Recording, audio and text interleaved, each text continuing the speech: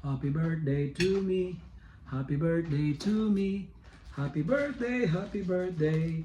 Happy birthday to me. It's my birthday today. Ganito ang buhay ng pare dito sa abroad.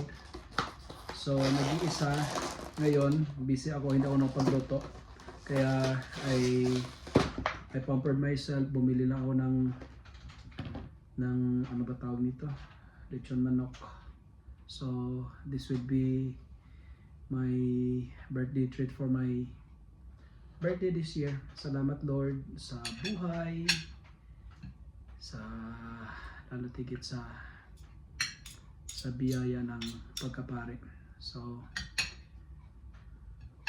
ganito lang ang celebration ko. Simpleng-simple lang. I don't need to be fancy. I don't need to have a big party. I'll just need to be simple because this is life is all about simplicity. Maraming salamat and pray for me as I celebrate my 44th birthday today. Maraming salamat po. Say a prayer for me today, please. Happy birthday to me. Happy birthday to me. Happy birthday, happy birthday, happy birthday, Father Jack. Praise the Lord. Amen.